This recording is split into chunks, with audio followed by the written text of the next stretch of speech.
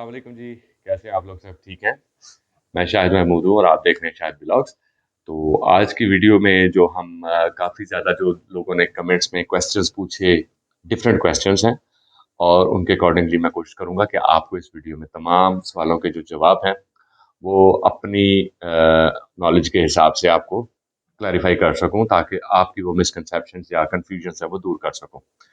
दूसरा ये है कि इस वीडियो को बनाने का मकसद ये था कि अगर पर्सनली अगर आप मुझसे कांटेक्ट भी करेंगे तो मेरे लिए इतना बहुत मुश्किल हो जाता है। बहुत से लोग हैं जो मैसेजेस करते हैं और मैं सबको रिप्लाई नहीं कर पाता, क्योंकि मेरा अपना वर्किंग शेड्यूल है। आप लोग जानते हैं कि मैं एक वर्किंग पर्सन हूँ, तो उसके लिए पहले से माजरत खाऊं। मैं वीडियो इसलिए बनाने के लिए कोशिश कर रहा हूँ कि आप सबको सारे सवालों के जवाब मैं प्रॉपर तरीके से दे सकूं। तो हमारा आज का जो सेशन होगा वो टोटली सवाल और जवाब पे होगा।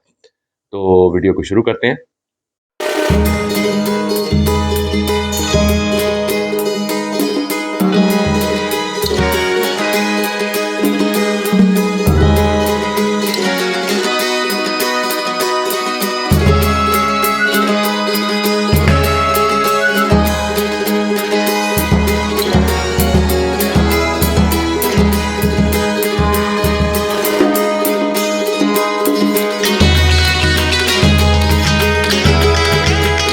जी, तो पहला सवाल जो है वो बताएं। अभी आप क्या सवाल है पहला?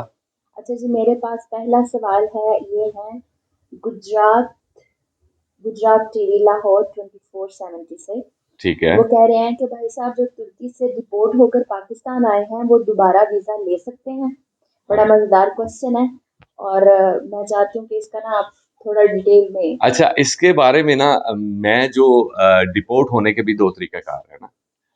पहला ये है जी कि अगर आप मतलब डिपोर्ट हुए हैं इल्लीगल एंट्री की वजह से, मतलब आप तुर्की में ही ईरान के बॉर्डर से वो डंकी के चक्कर में जैसे लोग जाते हैं, वो उस तरीके से अगर आप गए हैं और वहाँ पे पकड़े गए हैं तो डेफिनेटली आप पे बैन होगा। तो वो बैन जो है वो आपका मतलब काफ़ी अर्सा तक आप दोबारा अप्लाई करना, मेरा नहीं ख्याल कि उसके लिए होगा, क्योंकि मेरी नॉलेज के मुताबिक कम से कम ये 5 साल का बैन होता है। 5 साल या 3 साल का, इन दोनों में से एक है। तो डिपोर्ट होने का मतलब ये है कि आप इलीगल स्टे कर रहे थे, जिसकी वजह से वहां की अथॉरिटीज ने आपको पकड़ा और वहां से आपको डिपोर्ट कर दिया और आपको बैन लग गया। कुछ लोग ओवरस्टे की वजह से भी तो डिपोर्ट हो जाते हैं। ओवर स्टे की वजह से जो डिपोर्ट होते हैं ना, उनके ऊपर कम से कम 3 माह का बैन होता है। हम्म, और दूसरा ये है कि वो 3 माह तक नहीं अप्लाई कर सकते। सेकेंडली ये है कि उनकी फिर वो जो प्रोफाइलिंग है ना वो बड़ी मतलब प्रॉब्लम होती है। लेकिन उसके लिए एक सोल्यूशन उन्होंने दिया हुआ है कि अगर आप वहीं पे इमिग्रेशन डिपार्टमेंट पे जाके अपना वो जो उसका फाइन है ओवर स्टे का, वो अगर आप पे कर देते हैं तो फिर आपको ओवर स्टे का वो बैन नहीं लगता। आप किसी भी वक्त आके दोबारा वीजा के लिए अप्लाई कर सकते हैं, आपके ऊपर कोई टाइम बार्ड नहीं है। ठीक है। और ये ओवरस्टे का जो फाइन होता है ये नॉर्मल होता है या ज्यादा होता है? डिपेंड करता है आपके ओवर स्टे के ऊपर कि कितनी देर का ओवर स्टे है। तो ठीक है। ये मतलब आपके स्टे के ऊपर है। और सेकेंडली आपकी जो टीआरसी या जो सर्टिफिकेट ऑफ रेजिडेंस जो आपके पास उस वक्त का था, उसके मुताबिक आपके ओवरस्टे के चार्जेस बनते हैं। तो ये वेरी करते हैं। अच्छा जी, दूसरा क्वेश्चन है हमारे पास। ये है भाटी वाला राहिम, या पता नहीं भट्टी वाला राहिम, आई डोंट नो कि ये सही ओके। प्रोनाउंसिएशन क्या है।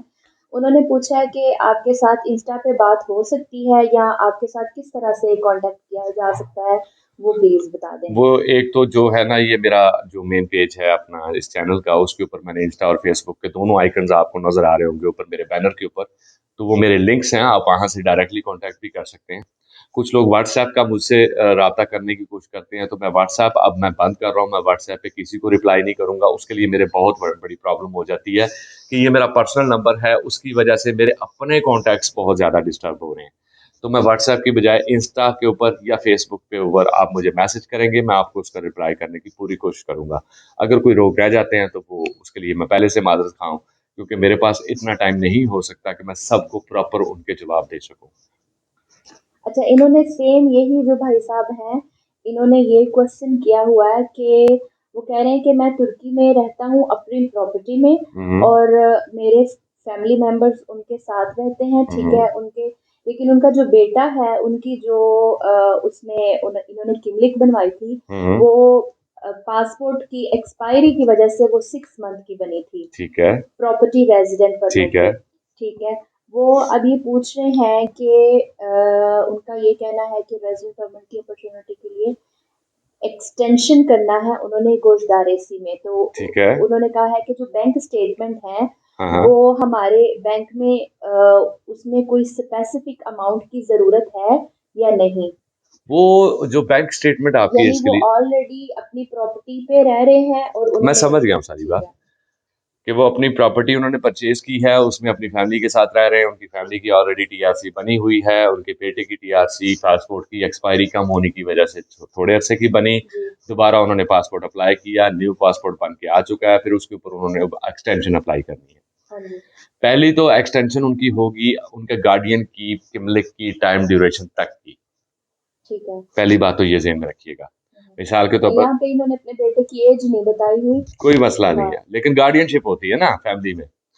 अब अगर वो टीआरसी एक्सटेंड होगी, वो it depends on the TRC you are having right now, कि अगर आपकी टीआरसी का अगर 1 साल या 2 साल बाकी है तो उसका 1 साल या 2 साल उसी हिसाब से उसकी एक्सटेंशन होगी।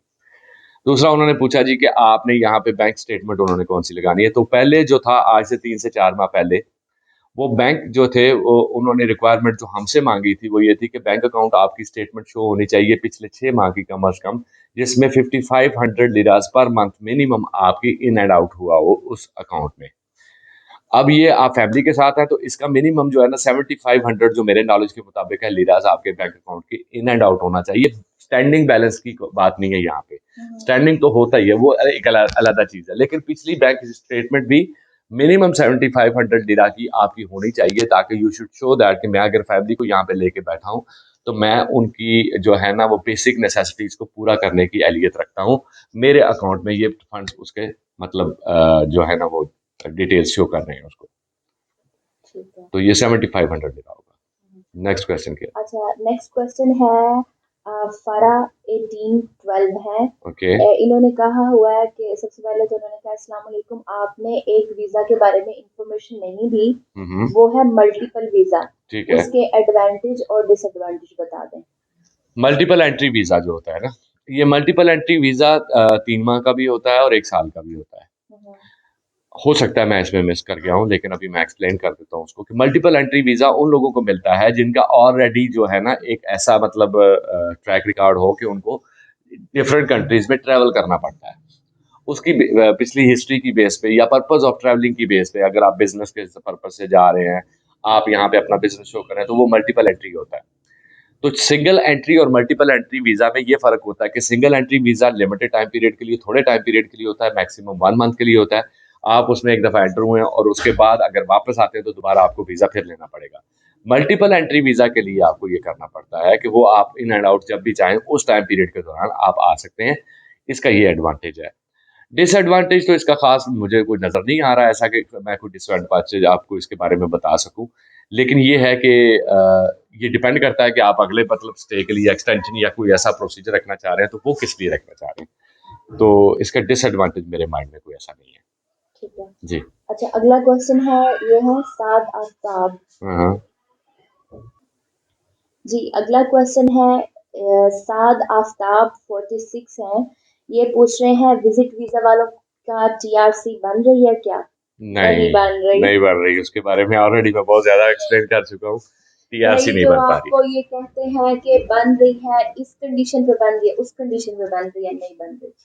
तुक्का है, सीधी सी बात है कि अगर लग गया ना लगा ना से, लेकिन मैंने लेकिन अब तक मोस्टली जो रिजेक्ट हो रही न्यू, इवन के जो पुराने लोग हैं ना, है। उनकी भी नहीं बन रही। नहीं बन रही, एग्जैक्टली। पिछले कुछ महीनों में ये था कि रिन्यू हो रही थी, अब रिन्यू भी नहीं हो रही। नहीं हो रही। बहुत मुश्किल है जो आपको कह रहे हैं। Specifically if you are just living over there on work permit, और अगर आपके पास कोई एज सच है, कोई लीगल स्टे है, कोई ऐसा बिजनेस है या आपका ऐसा कोई कंपनी है जो कि ऑलरेडी रनिंग है, उसके बैंक अकाउंट्स कंप्लीट हैं, तो हो सकता है कि आपकी एक्सटेंशन उस पर हो जाए, लेकिन वर्क परमिट के अलावा किसी की भी टीआरसी एक्सटेंड नहीं हो रही, तो वो भी इसमें आ जाता है, कैटेगरी में फॉल करता है। हाँ, जिसने रिस्क लेना है वो अपने बलबूते पे ले, बिल्कुल नहीं, क्योंकि ये टोटली रिस्क है, ये लक है, किसी का 100 मिस गाइड नहीं हम कर 99%। सकते। हमारा प्रॉब्लम ये है कि हम झूठ नहीं बोलेंगे। हो सकता है किसी के इंटरनल लिंक्स हो ऐसे कि वो बनवा के दे सकता हो, ठीक है, मैं ये निगेट नहीं करता, लेकिन अगर आप जनरली बात करें तो और वो टीआरसी नहीं मांगते। कमेंट्स में आके कहने लग जाए जी आप तुर्की के खिलाफ वीडियोस बनाएं। हाँ, मतलब मैं इस सेंस में नहीं चाहता। जी। अच्छा जी, अगला क्वेश्चन है हमारे पास, कह रहे हैं, ये है हसन। वो कह रहे हैं कि वर्क वीजा कैसे होगा, I mean how to recognise that is work visa, can be explain in next video. अच्छा, रिकॉग्नाइज कैसे करना, वो तो डेफिनेटली आप जब एयरपोर्ट पे जाते हैं तो उसी वक्त ही रिकॉग्नाइज हो जाता है, आपका वर्क वीजा लग गया है, वहाँ जो पे कि अगर आप जा रहे वहाँ पे हैं आपको किसी और से किसी से, वो मतलब इसकी वेरिफिकेशन की जरूरत नहीं। सेकंडली, ये वर्क वीजा जो भी है टर्किश एम्बेसी की तरफ से आपको इशू होता है, तो इसकी रिकॉग्निशन का कोई ऐसा प्रॉब्लम नहीं है। अब जाहिर बात है उसकी फॉर्मेलिटीज डिफरेंट होती हैं वर्क वीजा की। वर्क वीजा के लिए सबसे पहले आपको जो कंपनी वर्क वीजा इशू कर रही है वो अपना ऑफर लेटर देगी। उस ऑफर लेटर की बेस के ऊपर आपका कॉन्ट्रैक्ट होगा। कॉन्ट्रैक्ट और उस ऑफर लेटर को आप अपनी प्रोफाइल के साथ लगा के कॉन्सुलेट में जमा करवाएंगे वाया एनाटोलिया। वो जो आगे प्रोसेस होता है, फिर वो उस कंपनी से डेफिनेटली जो यहाँ की कॉन्सुलेट है वो उसको वेरीफाई करती है। वेरीफाई करने के बाद उसको जब वो जारी बात है सारा प्रोसीजर कंप्लीट होगा, देन ही आपका वर्क वीजा लग के आता है। तो ये डेफिनेटली अप्रूव्ड है, इसको रिकॉग्नाइज करने की कोई टेंशन नहीं है ऐसी कि रिकॉग्निशन के लिए स्पेशली आपको अगर कोई प्रॉब्लम ज्यादा भी आपको आ रहा है तो आप कॉन्सुलेट में कॉल करके उसकी वेरिफिकेशन कर सकते हैं जी, किस नाम से ये नंबर पे वीजा आपने इशू किया या नहीं। तो वो कोई ऐसा बड़ा इशू नहीं है, it's not a big deal. ठीक है, वरना एयरपोर्ट पे तो हो ही जाएगा। डेफिनेटली वो तो लाजमी हो जाएगा। अच्छा जी, हुसनैन शाह ने पूछा है, उन्होंने कहा है कि तुर्की में 1 मंथ का के एक्सपेंस कितने हो जाते हैं। हाँ, इसके ऊपर मैंने ऑलरेडी एक वीडियो बनाई हुई है, आपको शायद याद हो। हाँ हमारे हमने बड़ा थॉरोली उसके ऊपर हमने भी किया है। तो तो इनके अगर लिए ये ये वो राय है कि वो वीडियो हमारी जाके वो देख वीडियो लें, देख लें। तो उसमें आपको प्रॉपर इंफॉर्मेशन मिल हाँ, जाएगी क्योंकि कि ये सारी चीजें हैं, एक्सपेंसेस में सिर्फ एक रेजिडेंस या खाना पीना नहीं आता और बहुत कुछ आता है, जो मैंने उस वीडियो में आपको बड़े अच्छे तरीके से एक्सप्लेन करने की कोशिश की है। आप वो देख लीजिएगा। ठीक है। जी हाँ। अच्छा, ये है हसन खान, इनका बड़ा इंटरेस्टिंग क्वेश्चन है। इन्होंने कहा है कि सर मैं आपका फर्स्ट वीडियो से व्यूअर हूँ सर, थैंक यू। काइंडली एक इंफॉर्मेशन चाहिए आपसे। हाँ हाँ। आप बहुत बेहतर गाइड कर सकते हैं कि मैं आपसे कांटेक्ट कैसे करूं, फेसबुक से, इंस्टाग्राम की से, आप कैसे करेंगे बहुत। इसका जवाब मैं पहले ही ऑलरेडी दे चुका हूँ कि मेरी प्रोफाइल के बैनर के ऊपर इंस्टाग्राम और फेसबुक दोनों के लिंक्स मौजूद हैं। आप वहां से मुझे डायरेक्टली मैसेज कर सकते हैं। मैं कोशिश करूंगा कि आपके साथ जो भी है आपके क्वेश्चंस वगैरह हैं उनको एक्सप्लेन करने की कोशिश करूं, लेकिन ये बेजा सवालों के लिए मैं बड़ा माजरत खाऊं। मुझे एक दो लोगों ने ऐसे कांटेक्ट किया, मैंने व्हाट्सएप कर्जी की बेस पे दिया, लेकिन वो सवाल ऐसे मतलब एलेबोरेट करके भी समझाने के बाद भी उनको समझ नहीं आ रही थी, तो और फिर मैंने मजे कहा की जी। बात ये है कि लोग ये नहीं समझते कि हम काम करने वाले लोग हैं, हाँ। जॉब करते हैं, वो हर वक्त मैसेज कॉल्स और फिर कहेंगे आप कि हमें इमेजिन नहीं अभी कर रिप्लाई सकती, करें। आप इमेजिन नहीं कर सकती कि मैं लास्ट टाइम एक मीटिंग में बैठा हुआ था, सारी वो जो है ना वो मैनेजमेंट बैठी है, मैं उनके साथ वो प्रोजेक्ट डिस्कस कर रहा हूँ सारा, इधर से मैसेजेस शुरू हो गए। अब वो वाइब्रेशन पे था तो मैं फौरन अब उसको खोल के तो नहीं कर सकता, अब वो वाइब्रेट कर रहा है। 1 message, 2 message, 3 message, then call, फिर मैसेज, फिर मैंने 2 कॉल्स काटी उसी बंदे की। आई थिंक 8 कॉल्स आई उसी वक्त। ये बहुत बड़ी ज्यादती है। अगर मैं किसी को ब्लॉक करूंगा तो देन लोग ये कहेंगे जी ये रूड हो रहा है, लोग बहुत ठीक है जी, हैं। अब ये एरोगेंट हो रहा है, हमें इसकी जरूरत थी। और सवाल क्या था? सर मैंने वर्क परमिट अप्लाई कर दिया है, कितनी देर में बन के आ जाएगा? इसके लिए मेरे पास एक अब मजेदार मैं है कि वर्क मतलब परमिट हमारे थ्रू अप्लाई कैन करना है। यू कैन यू इमेजिन कि उसके ऊपर मुझे, मैंने उसको कहा कुछ नहीं, लेकिन मैंने उसको बोला कि भाई थोड़ा सा ध्यान करें, आप मैसेज कर दें, जब मैं फ्री हूँगा आपको रिप्लाई कर दूँगा। और ये जो लोग एक्स्ट्रा मतलब मुझे मैसेजेस और कॉल्स करते हैं, मैं इग्नोर लिस्ट में डाल देता हूँ, मुझे कोई टेंशन नहीं। लेकिन आप खुद सोचें, रात के 2 बजे हो रहे होते हैं, हम थके हारे आके सोने लगते हैं। पाकिस्तान में जी अभी तो सुबह हो गई है, इसलिए हमने सोचा जी सुबह होगी जाग गए होंगे। How can you explain that schedule? और फिर कॉल सुनी, फिर कहा जी कि मैं सो रहा हूँ, आप सुबह नहीं नहीं बस मेरा एक ये सवाल है जी पूछ, पता नहीं ये क्या लोग कर रहे हैं। यार ना करें ऐसा, मैं रिक्वेस्ट करता हूँ। बाकी अदरवाइज फिर यही होगा, मैं व्हाट्सएप नंबर तो चेंज करूंगा, मुझे कोई टेंशन नहीं है, लेकिन मेहरबानी करें ये ना करें आप। सबसे ज्यादा इंटरेस्टिंग वाकयात हुए थे रमजान में, एग्जैक्टली क्योंकि रमजान में उधर पाकिस्तान में सहरी का टाइम होता था, यहाँ पे हमारा आधी रात का आधी सोने रात का का टाइम टाइम होता, होता था। सोने का टाइम होता। अब लोग उठे हुए हैं अपनी सहरी के लिए, वो आराम से ये सोच रहे हैं कि रोजा भी रखेंगे, शायद साहब को तंग भी करेंगे।